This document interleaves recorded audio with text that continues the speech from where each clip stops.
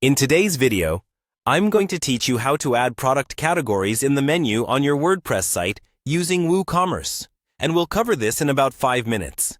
Having a well-organized menu is a crucial part of any e-commerce website, as it helps your customers easily navigate through different product categories.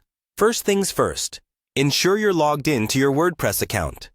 If you're not already logged in, head over to wordpress.com. Once you're there, click on the Login button at the top right of the page. Enter your credentials and get yourself logged in to access your WordPress dashboard. This is the control center for your entire site, and it's where all the magic happens. Once you've logged into your account, navigate directly to the WordPress dashboard. Here you'll find a variety of menu options that allow you to manage every aspect of your site. For today's task, the main area of interest is the Products to Product section. This is where you will manage all things related to your WooCommerce store, from adding new products to managing inventory and, of course, editing your product categories. In the dashboard, you will find a menu on the left-hand side. Look for the option labeled Products and click on it. A drop-down menu will appear, providing you with a variety of options to manage your products. Here, you will see an option for categories. Click on it, and it will take you to the Product Categories page. This page is where you can manage existing categories or add new ones.